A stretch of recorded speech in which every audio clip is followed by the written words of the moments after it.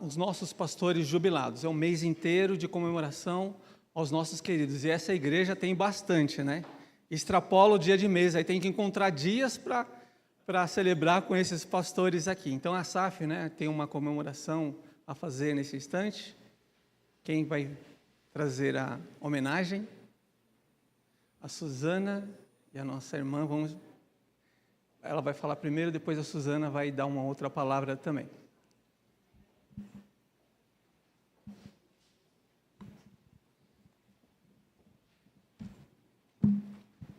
Boa noite aos irmãos, graça e paz, amém? Vou ler uma mensagem. Homenagem aos pastores jubilados. Lembrai-vos dos vossos guias, os quais vos pregaram a palavra de Deus. Hebreus 13, 7. A Secretaria de Causas da Igreja Presbiteriana e Causas Locais e as irmãs da SAF da nossa igreja, em consonância às suas atribuições, têm o privilégio de homenagear no decorrer do mês de julho os pastores jubilados. Um pastor jubilado que completa a sua carreira gloriosa merece toda a nossa consideração, apreço e homenagens, lembrando que desfrutamos de bênçãos do Senhor através desses amados pastores. Somos gratos a Deus pela vida e ministério desses queridos e amáveis pastores, sendo eles pastor Adalberto, pastor Antil, pastor Edson Perpétuo, pastor Joey, pastor Perrim e pastor Rogério. Que o pastor dos pastores os fortaleçam e os abençoe em tudo, hoje e sempre. E como igreja, agradecemos a Deus por vocês, pastores. Sua vida é um exemplo de amor, trabalho e dedicação. Nosso muito obrigado a cada um de vocês.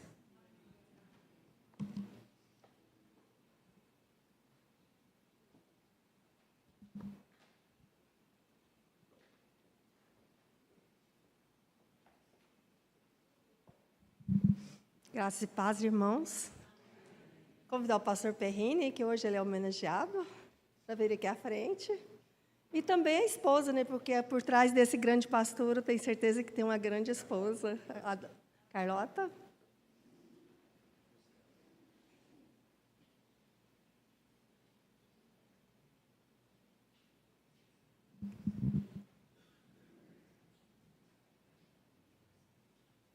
Convidar também meu esposo, para ficar aqui junto comigo, porque ele que me ajudou a elaborar aqui.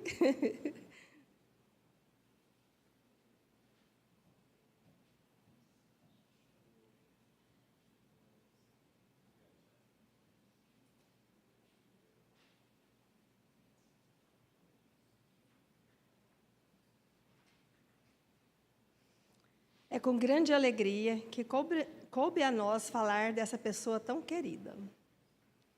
Vamos fazer uma retrospectiva bem rápida, que a vida dele, gente, é muita coisa, é muitos anos de contribuição com o reino do Senhor. Em 1968, foi eleito diácono da primeira igreja de Belo Horizonte. Em 1969, formou-se em engenharia mecânica na faculdade UFMG. Em 1970, tornou-se professor da Universidade Federal de Uberlândia e cursou doutorado na Alemanha logo após. Em 1970 também veio o casamento com Carlota e, posterior, os frutos desse casamento, Ana Flávia, Júlia e Davi. Em 2008, fez o curso de teologia no Seminário Presbiteriano, tornando-se bacharel em teologia. Em 2013, ganhamos um grande presente na nossa igreja como pastor auxiliar. Sua vida é um exemplo de amor, trabalho e dedicação. Obrigada, pastor, não somente por praticar a sua fé, mas também por compartilhar com todos à sua volta. Essa igreja foi abençoada e continuará sendo pelos seus ensinamentos a palavra de Deus. Sinta-se abraçado por essa amada igreja, que tem um carinho muito grande por você. A palavra que essa amada igreja quer deixar a você é gratidão por tudo que já fez para a nossa igreja e na obra do Senhor Jesus. Pastor, Que o nosso bondoso Deus continue derramando bênçãos na sua vida. Deus abençoe grandemente.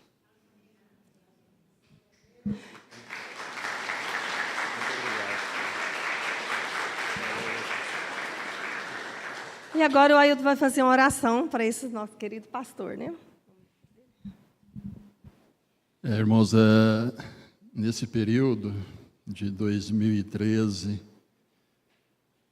quando tivemos o privilégio de recebê-los aqui na nossa igreja, eu estava assumindo, fui eleito presbítero, e nesse período, participando conosco ali no conselho, foi um grande aprendizado para mim, com seus conhecimentos, a sua experiência. Então, fica aqui também, pastor, a palavra de gratidão e muito obrigado pelos ensinamentos. Nós vamos orar agora ao Senhor, oração, e convido aos irmãos que fechem seus olhos e vamos orar.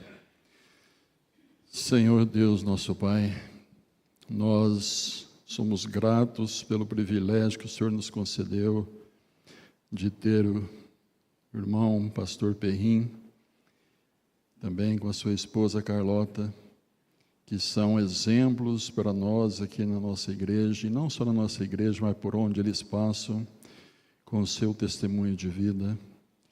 Pai, que o Senhor continue derramando as bênçãos do Senhor sobre a vida deste casal, que o Senhor continue sustentando-os e continue ainda capacitando-o para que ele possa contribuir no reino do Senhor, Pai.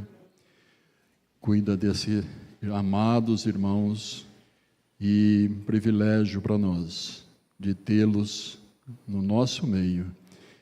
E muito obrigado, Senhor. Nós oramos, agradecidos no nome do nosso Senhor e Salvador Jesus Cristo. Amém. Amém.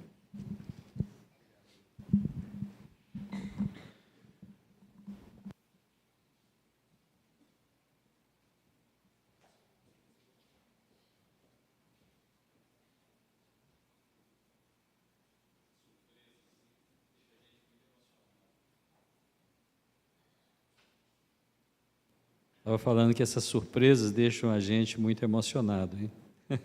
Irmãos, então vamos abrir nossas Bíblias para ter um momento de meditação. Já tivemos uma boa reflexão aqui hoje, mas nós estamos estudando Filipenses. Vamos ter apenas 4 versículos, versículos 4 a 6. A 9, digo 4 a 9. Então vamos ter um pouquinho maior. Filipenses, capítulo 4, versos 3 a 9. A ti, fiel companheiro de jugo, também peço que as auxilies, pois juntas... Bom, tem que ler o 2 então. Rogo a Evódia e rogo a Sinti que pensem concordemente no Senhor. A ti, fiel companheiro de jugo, também peço que as auxilies, pois juntas se esforçaram comigo no Evangelho, também com Clemente e com os demais cooperadores meus, cujos nomes se encontram no livro da vida. Verso 4, vamos ler juntos? Alegrai-vos sempre no Senhor, outra vez vos digo, alegrai-vos. Verso 5, seja a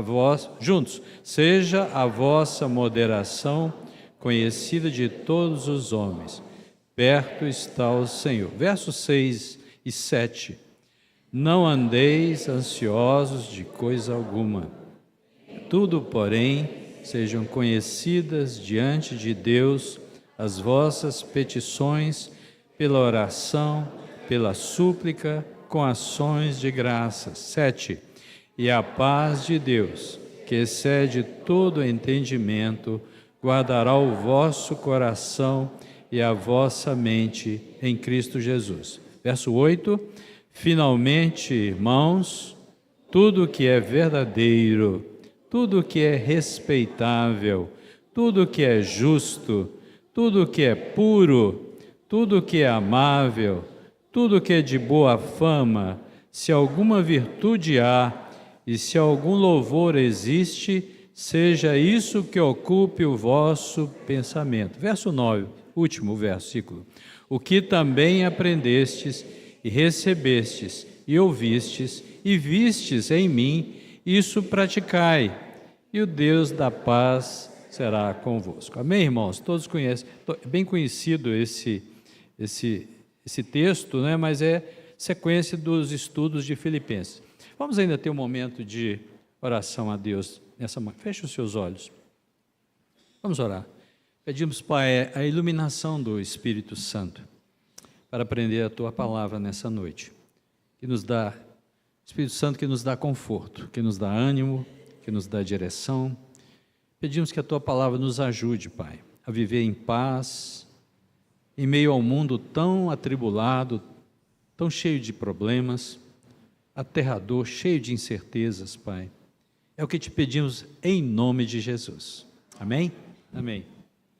Irmãos, hoje à noite eu queria falar sobre esse tema, a ordem aqui do verso 6, para não andarmos ansiosos de coisa alguma. Tem alguém aqui que nunca ficou ansioso? Queria conhecer. Alguém? Não, né? Nem eu. Sempre fui muito ansioso. Irmãos, quando o apóstolo Paulo deu essa ordem, ele estava preso. Nós temos estudado já a carta aos Filipenses, ele estava preso. Aonde que ele estava? Preso em Roma. Acusado pelos judeus que ele estaria fazendo motim, se revoltando contra o César, o imperador.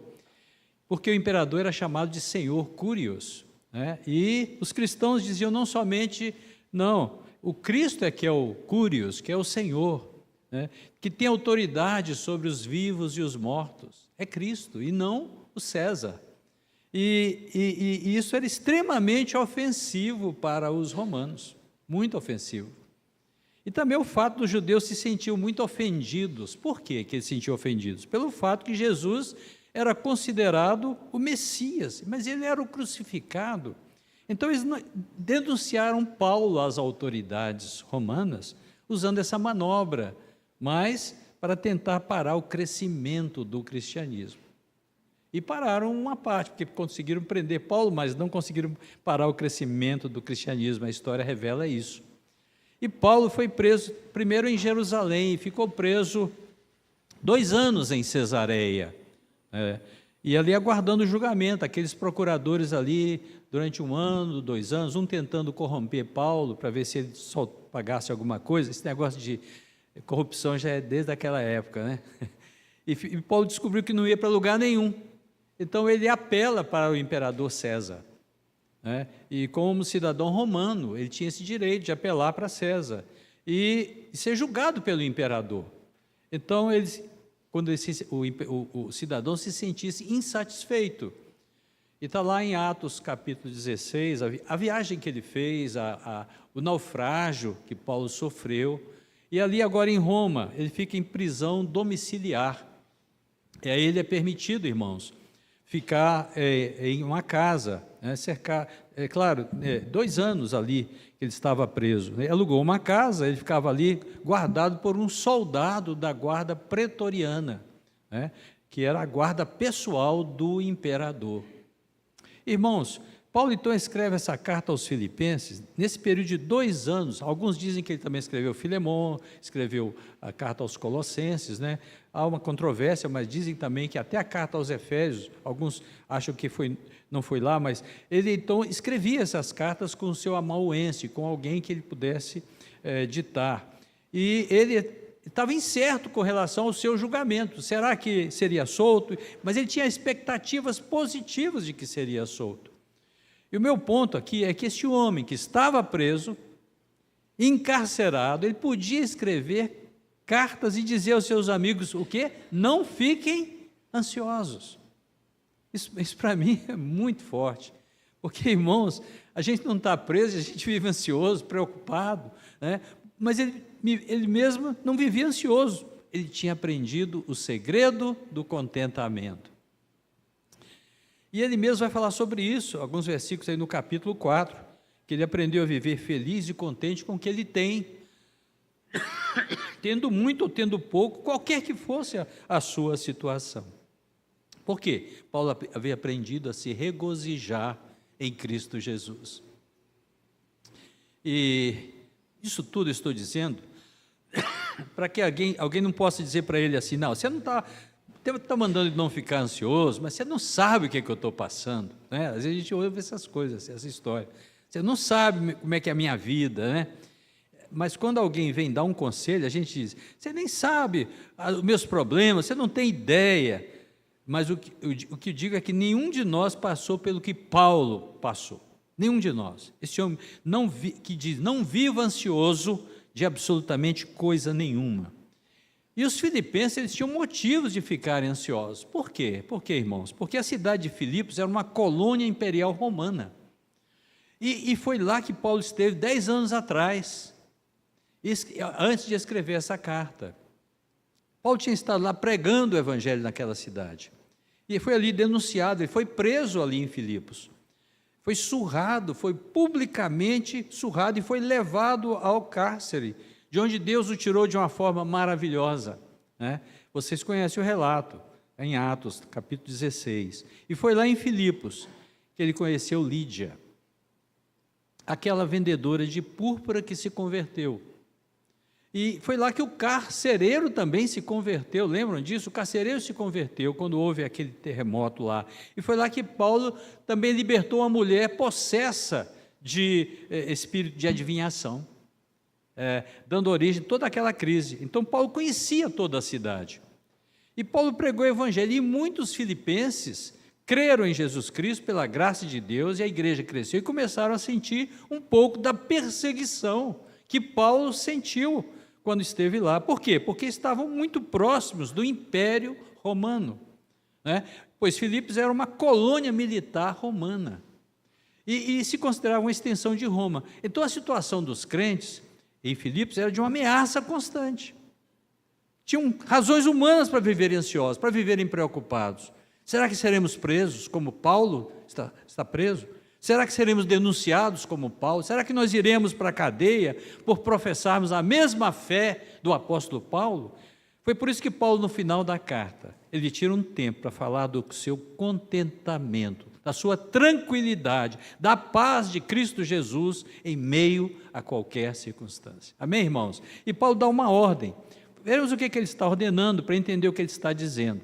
Em seguida, vamos ver as 3 atitudes práticas que ele orienta a cada um de nós, que serve para nós hoje, que haverão de trazer a paz buscada. E as promessas também nós vamos ver de Deus relacionadas com essas atitudes. Rapidamente, eu gostaria de falar sobre isso. Assim, eu gostaria que você pudesse receber aqui nessa noite, junto comigo, orientação e direção para enfrentar o medo, para enfrentar a inquietação, para enfrentar a angústia e aprender a viver feliz em Cristo Jesus, em meio às dificuldades. Amém?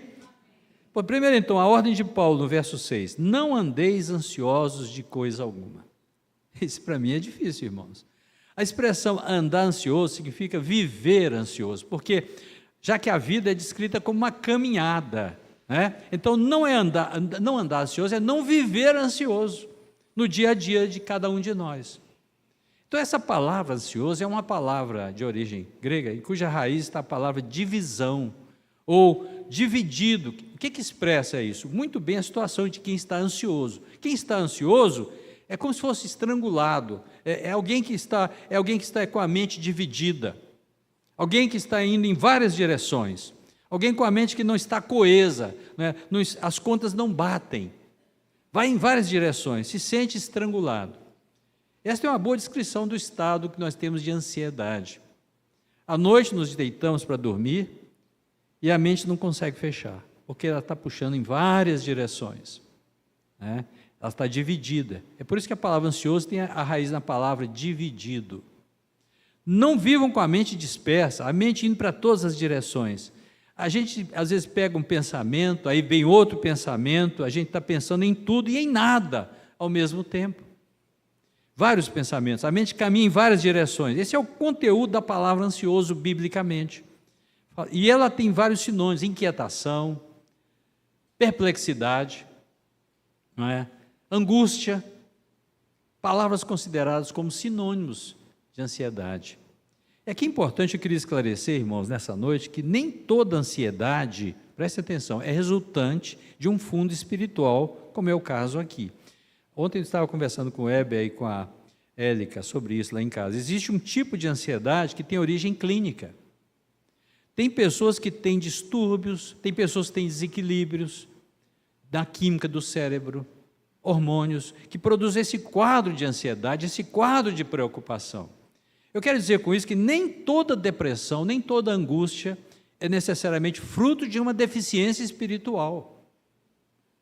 Eu li vários pregadores, tem vários exemplos, como Spurgeon, pregador, Charles Spurgeon, é considerado o príncipe dos pregadores, irmãos, levando milhares a assistir às suas pregações, se converterem no século passado. Ele sofria de depressão, decorrente de uma doença chamada gota.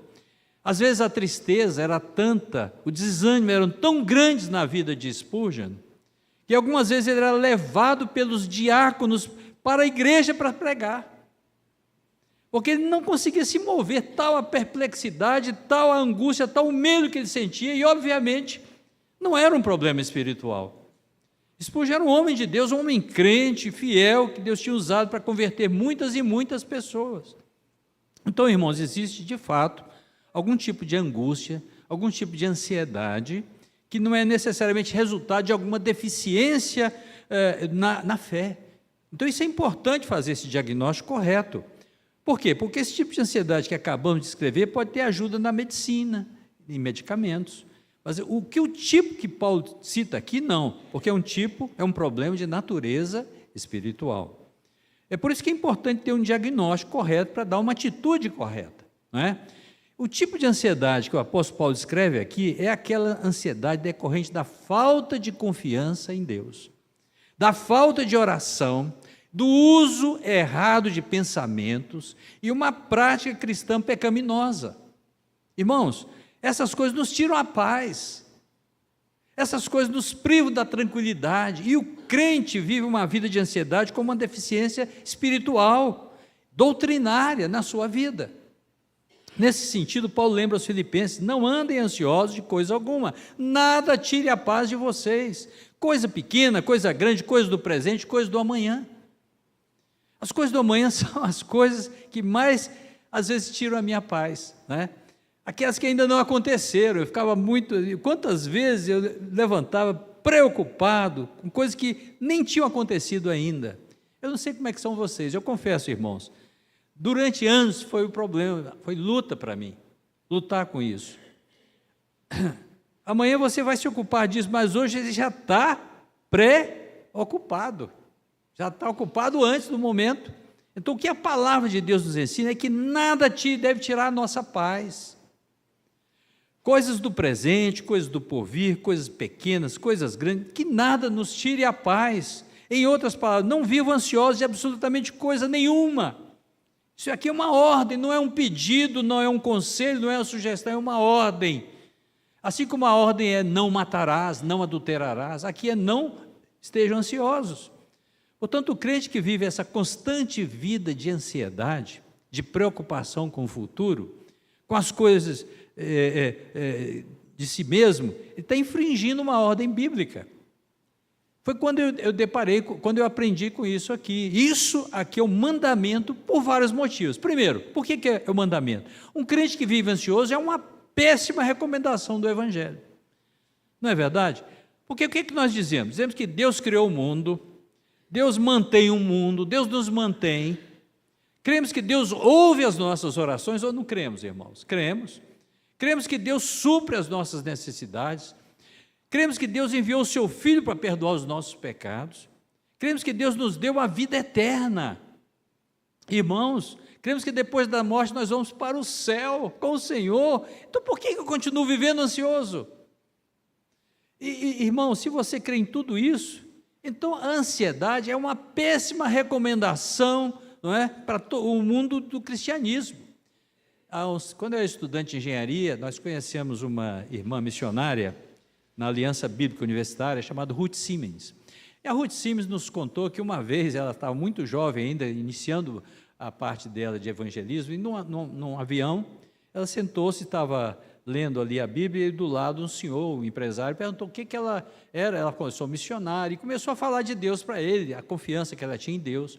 Mas daqui a pouco o avião teve um problema seríssimo, começou a haver uma movimentação, mandaram o pessoal colocar os cintos e havia uma situação difícil que o avião estava enfrentando e ela começou a ficar apavorada. E o rapaz olhou para ela e falou, mas cadê o Deus da senhora aí, que a senhora crê, confia? E ela falou, mas que vergonha que eu passei. Irmãos, crentes ansiosos é como se nós negássemos os nossos atos que nós professamos com a nossa boca. Isso vem a ordem, não viva ansioso de coisa nenhuma. É uma ordem porque é um péssimo testemunho ao Evangelho. Amém, irmãos? Segundo, é o mal que fazemos a nós mesmos. Já perceberam isso? Pessoas que vivem ansiosas são prejudicadas no seu trabalho, elas prejudicam a sua saúde, elas se tornam vulneráveis, elas se enfraquecem. A ansiedade, dizem, a voz da incredulidade. Os gentios é que se preocupam, o Senhor Jesus disse, eles que se preocupam com o que vestiremos, com o que comeremos, né? Quem convive com gente, acho que uma outra, um terceiro aspecto, é uma ordem, porque as pessoas acabam trazendo problemas para a vida dos outros. Já perceberam isso? Quem convive com a pessoa, uma gente ansiosa, sabe o que eu estou dizendo? A pessoa fala, nada presta, nada está bom, não tem nada certo, tudo está errado. É a pessoa crítica, a ansiedade traz crítica, traz maledicência, traz ira. E conviver com uma pessoa assim precisa da graça de Deus. É como minha tia falava, ó Senhor, dá-me a tua graça. Eu sei porque ela passava com alguém, convivia com alguém que era muito ansiosa. A ansiedade produz reações negativas na nossa vida. Nós temos que desenvolver, irmãos, a cada dia a confiança de que nós não estamos no controle da nossa vida. É Deus quem está no controle da minha vida e das nossas vidas. Amém, irmãos? É Ele que está trabalhando. Todas as coisas cooperam para o bem, mesmo nas dificuldades, mesmo nos problemas. Deus cuida, Deus sustenta, Deus dá livramento. Ainda que o problema não se resolva no tempo que nós queremos, mas a graça de Deus vai nos amparar. Amém, irmãos? George Miller disse que o começo da ansiedade é o fim da fé. Como é que nós temos fé, irmãos? Às vezes a gente entulha a mente da gente, irmãos, só com coisas ruins, né? É o Facebook, é o WhatsApp, é o Twitter, e a gente esquece da palavra de Deus. A gente começa a se alimentar nossas mentes com as coisas que não têm tanta importância. É por isso que aqui o apóstolo Paulo destaca a importância dessa ordem. Não vivam ansiosos de coisa alguma. E como é costume, o apóstolo Paulo dá orientações práticas. Como é que os crentes de Filipos deveriam viver? Não deveriam viver ansiosos. De que maneira? Primeiro, 3 orientações práticas aqui, para a gente encerrar. Eu gostaria de colocar aqui. Primeiro, orar corretamente. Veja o verso 6. Em tudo, porém, que estabelece o contraste. Sejam conhecidas diante de Deus as petições, pelas orações, pelas súplicas e ações de graça. Em vez de a gente ficar ansioso, ore, diz o apóstolo Paulo. A palavra oração tem o mesmo significado de adoração. Faça conhecido diante de Deus seus pedidos, adorando a Deus, crendo nele. Paulo está falando de adoração, de petição, de súplicas, de ações de graça. Não sei se você sabe a distinção entre adoração e ação de graças, né? O que é adorar a Deus e o que é agradecer a Deus? São coisas distintas. Você adora a Deus pelo que Deus é, e você dá graças a Deus pelo que Deus faz, e você ora porque Ele é o seu Pai. Abba, Pai, Ele é o seu Pai. Irmãos, como é que você lida com a ansiedade? Quando você começa a adorar a Deus, nós precisamos nos lembrar que esse Deus que adoramos, Ele é infinito, é um Deus imutável, é um Deus onipotente, é um Deus onisciente, é um Deus onipresente, é um Deus transcendente. Irmãos, Ele é soberano, Ele está no controle do universo, está no controle da igreja, Ele está no controle da sua família, da minha família, Ele está no controle da sua vida. No momento em que compreendemos isso, que a gente começa a refletir sobre isso, a gente já começa a acalmar o coração. Quando começamos a entender a majestade de Deus, quão grande Ele é, quão magnífico Ele é, quão poderoso Ele é, está sentado no trono, Ele reina, Ele é glorioso nas suas obras, Ele é perfeito nos seus atributos, aleluia. Isso é importante. John Piper, falando também sobre a ação de graças, ele diz o seguinte: eu não conheço nada melhor para combater a ansiedade do que ações de graças. Simplesmente dizer a Deus: quero agradecer ao Senhor pelo que já fez, olha para trás, veja as outras coisas que Deus já libertou você, né? Ajudou você, Deus te atendeu, como é que Ele abriu uma porta para a sua vida, a coisa que não era tão ruim como você pensava, você já estava assustado, angustiado, no dia seguinte, não foi como você temia, não aconteceu aquilo. Quantas vezes Deus cuidou de você? Quantas vezes? O problema, irmãos, do ansioso é que ele sofre de amnésia, é perda de memória. Não é só nós os jubilados não, viu gente? Só consegue pensar no futuro, nas coisas ruins, esse é o ansioso. O foco dele é o amanhã, ele esqueceu o ontem. Onde Deus livrou, Deus protegeu, Deus aí tudo que ele precisava. Lembra que há um tempo atrás eu estava orando pelo Gustavo, né, Gustavo? Um acidente violento, Deus podia ter levado o Gustavo. Ele está aí hoje, bonitão, ó. As meninas ficam tudo olhando para ele, tão bonito que ele é, eu sei disso. Mas olha, então a Bíblia diz: em lugar de ficar ansioso, faça conhecido diante de Deus as suas necessidades, pela oração discursiva, pela súplica que parte do fundo do coração e com ações de graças, dizendo assim: Senhor, eu me lembro, não estou sendo ingrato, Senhor, eu me lembro que o Senhor me livrou, obrigado por isso. Aí sai contando todas as bênçãos, tudo que Deus já fez na sua vida, e no próprio ato de fazer isso você vai sentir melhor, né? O que você tem para agradecer a Deus nessa noite? Você está vivo, gente, melhor do que eu e você já se foi. Se você veio para cá, você tem pernas para andar. Quanto é que vale as suas pernas? Se você está enxergando, você tem visão, quanto é que valem os seus olhos? Se você está ouvindo, tem ouvidos, quanto é que vale a sua audição? Quanto vale a sua vida? Quanto vale a sua liberdade? Quanto vale a sua família? Quanto valem os seus amigos? Quanto vale a sua igreja? A sua salvação? Pare de reclamar, pare de murmurar, pare de olhar para a vida só com pessimismo. Quantas vezes na minha vida eu olhei a vida com pessimismo, me quebrantei, pedi perdão a Deus. Às vezes a gente reclama da família, dos parentes, né? dos filhos, da casa onde mora, ou do apartamento, a gente reclama do emprego que tem, até do cônjuge que tem, dos vizinhos. Irmão, passe a dar graças a Deus, tem tanta coisa boa acontecendo. Eu aprendi um dia, que no dia que eu começo cedo a dar graças a Deus, acaba espaço para me ficar ansioso, para me ficar preocupado. Mas terceiro ponto, o que está preocupando você nessa noite? O que está te angustiando?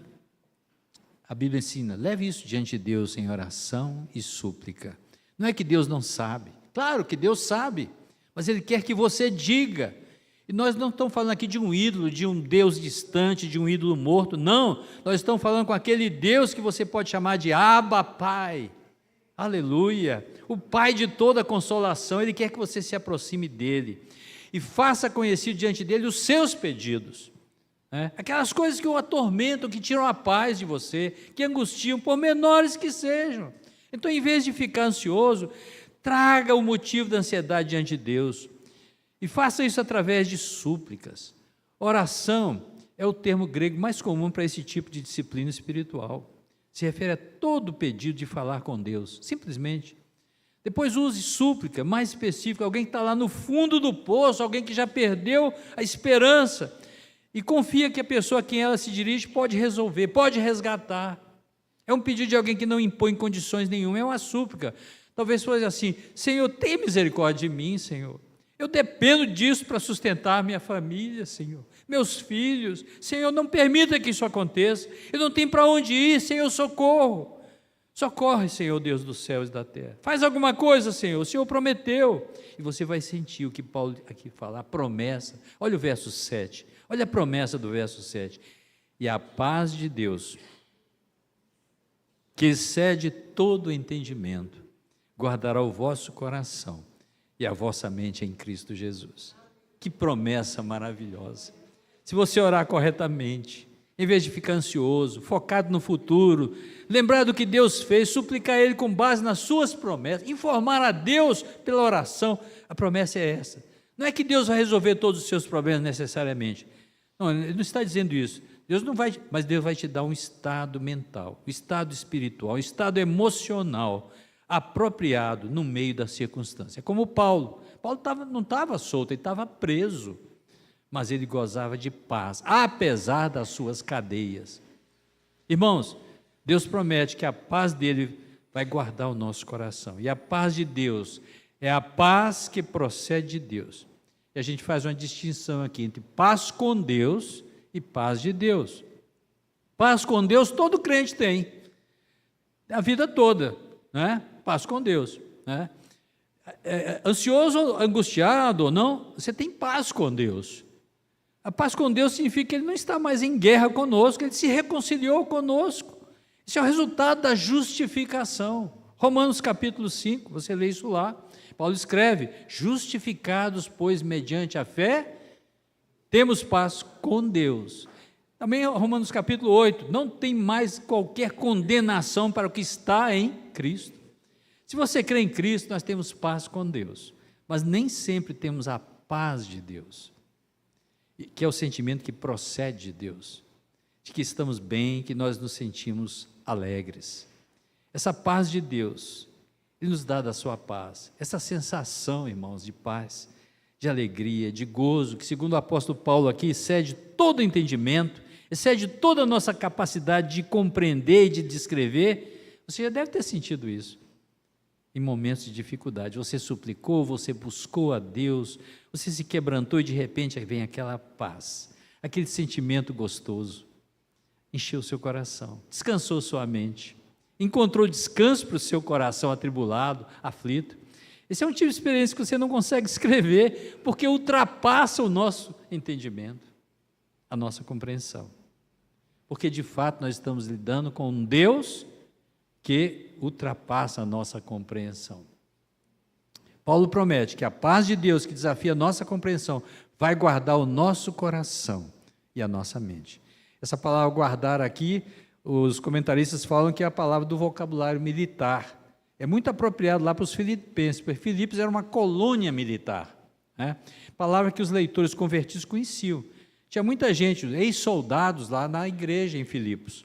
Significa montar guarda, significa aquele serviço do sentinela, que fica lá na porta do quartel, guardando a entrada do quartel. Só entra gente que tem autorização. O que significa? Que em vez de você ficar ansioso, você aprendeu a orar, fazer seus pedidos com oração, com súplica, com ação de graça, a paz de Deus vai funcionar como um sentinela armado, Ele não vai deixar na sua mente nem no seu coração entrar ansiedade, entrar preocupação, entrar inquietação. Por que isso? Porque procede de Deus.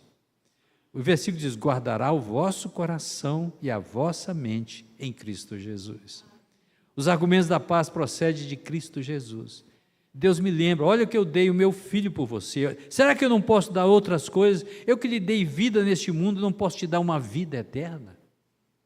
Ele é o nosso mediador entre nós e Deus, Cristo Jesus.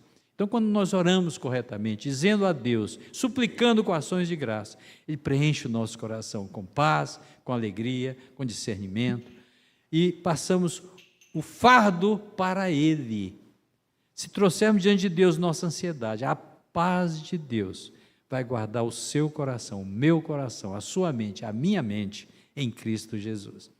A segunda orientação, verso 8. Finalmente, irmãos, tudo que é verdadeiro, tudo que é respeitável, tudo que é justo, tudo que é puro, tudo que é amável, tudo que é de boa fama, se alguma virtude há, se algum louvor existe, seja isso que ocupe o vosso pensamento. O apóstolo, ele sabe que a ansiedade ou outro estado emocional é decorrente daquilo que ocupa o nosso pensamento. Se eu começo a pensar nos compromissos que eu tenho nessa semana, os boletos lá atrasados, chegou, né? Eu esqueci de pagar, eu não tenho dinheiro, me enche de preocupação, começa a haver notícias de perseguição contra cristãos, as notícias da política, a corrupção, isso me enche de indignação. Aquilo que eu sinto é decorrente do que ocupa o meu pensamento. Se eu começo a focar no amanhã, nas preocupações, nas ameaças, nas mensagens negativas, meu coração só vai encher de ansiedade, claro. Não é pensamento positivo não, irmão, mas é a lei do pensamento humano. Os sentimentos acompanham o que ocupa o nosso pensamento, as emoções. Ocupa o meu pensamento, diz o verso 8, tudo que é verdadeiro, tudo que é respeitável, seja isso que ocupe o vosso pensamento. O contrário não é negar a realidade que ocorre, não. A realidade não é só isso que está acontecendo, especialmente no nosso país, não. As Escrituras afirmam que tem um Deus. Sim, vai ter peste, vai ter praga, vai ter guerra, vai ter perseguição, e Deus diz que é necessário que isso aconteça para quebrar o orgulho do homem, para mostrar que o homem não resolve os seus problemas, que um mundo debaixo da liderança humana, cheio de paz e prosperidade, é uma ilusão, isso é ilusão. Somente na vinda de Jesus nós teremos um novo céu e uma nova terra onde habita a justiça. Amém, irmãos? Você às vezes passa o tempo todo lendo notícias no WhatsApp, no Twitter, e a Bíblia deixando de lado. Aí depois vai dizer, estou ansioso, pressão alta, tem que ir para o hospital. Resposta aqui, o que ocupa o seu pensamento durante o dia? Às vezes você não tira tempo para conversar com Deus, levar suas ansiedades, buscar a Bíblia. Seja isso que ocupe os seus pensamentos. Às vezes é impureza sexual, ocupando a sua mente, depois pergunta, por que eu estou ansioso, por que eu estou preocupado? O Senhor Jesus disse isso, buscai, lá em Mateus capítulo 6, depois vocês podem ler, mas ele termina, não vos inquieteis pelo dia de amanhã, basta cada dia o seu mal. Verso 33, capítulo 6, buscai primeiro o seu reino e a sua justiça, e todas essas coisas vos serão acrescentadas. Não vos inquieteis, pois, pelo dia de amanhã, porque o dia de amanhã cuidará de si mesmo, basta cada dia o seu mal. E o apóstolo Paulo, então, nos ensina essas aplicações. Primeiro, não andar ansiosos, orando corretamente. Segundo, pensando corretamente, ocupando a nossa mente com a palavra de Deus, não sendo um alienado, claro, você deve se informar, saber das notícias, saber das informações, mas lembrando que não são os canais de notícias que vão definir a realidade. Irmãos, você precisa de um quadro maior para saber interpretar essas notícias. Não viver apavorado com elas, sabendo que tem um Deus que tem o controle de tudo. Amém, irmãos? Mas tem uma terceira coisa, Paulo passa um tempo com eles em Filipos, passou não muito tempo atrás, mas viram um tipo de homem que era ele. Ele foi preso injustamente, foi espancado injustamente, foi levado ao cárcere, mas cantava louvores, com os pés amarrados no tronco, lá em Filipos. Ele levava tortura do Império Romano, costas ensanguentadas, chicotadas. Paulo não murmurou, não desanimou por ser perseguido, por ser preso. Paulo saiu de Filipos para pregar o Evangelho, quando foi solto, para pregar noutra cidade. E veja o verso 9, terminando. O que aprendestes? Uma terceira forma de viver em paz. Vamos ler juntos? Verso 9.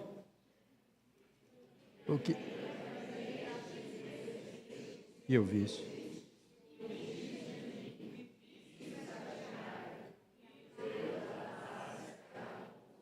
Amém. Irmãos, Paulo não atribuiu a Deus nenhuma falta. Paulo se apresenta como a encarnação da verdade. Não vivam ansiosos, mas ocupem a mente. E Paulo ocupava a mente com as coisas de Deus. Lá no verso 7 ele disse, a paz de Deus vai guardar o seu coração, e Deus da paz será convosco. Não só a paz de Deus, mas o Deus da paz. Deus presente, consolando o nosso coração, no meio da dor, do sofrimento, da crise política, de revolução, de morte, de pandemia, tudo. Em momento nenhum Paulo está dizendo que Deus vai resolver todos os problemas. Não, mas Deus pode apontar caminhos para resolver. Mas se resolver nos manter presos, Ele vai nos dar paz para suportar. Esse é o testemunho do crente. Nada nos dá imunidade. Nunca Deus prometeu que nos daria imunidade, mas prometeu algo que o ímpio não tem. Paz, descanso, alegria e confiança. Amém, irmãos? Isso é o que Deus deseja que eu e você tenhamos. Não existe nada mais precioso, irmãos, do que isso. Que essa paz inunde o seu coração. Nessa semana você possa inundar nessa tranquilidade, orando, pensando, praticando a palavra de Deus. Eu queria lançar, terminando, um desafio nessa noite para todos vocês. Você vai continuar ansioso? Deus, na sua palavra, deseja que você vença a ansiedade. Quem gostaria de vencer a ansiedade hoje, levante a mão. Eu quero. Então vamos pedir a Deus graça. Agora, o que vai fazer para você mudar esse cenário? Quantos aqui já leram a Bíblia toda? A Bíblia toda. Amém. Irmãos, hoje é dia 2 de julho de 2023. Quem sabe aqueles que ainda não leram a Bíblia toda, comecem hoje a ler e daqui um ano, 2 de julho de 2024, a gente tem um desafio, terminar a Bíblia. Olha que coisa. Último desafio, tirar alguns minutos diários para ler a palavra de Deus, orar. Você escolhe a melhor hora, às vezes alguns minutos mas constantemente. Isso mudou a minha vida e vai mudar a sua vida. De repente, aquelas lutas que você tem começam a ser dissipadas do seu coração. Quando você todo dia lê a palavra de Deus e ora a Deus. E a paz de Deus vai abençoar a sua vida com luz, com direção e guardará a sua vida em todo o temporal que você esteja passando. Amém, irmãos? Vou pedir o pastor Edson Benevides para fazer uma oração nesse instante, nós estamos terminando.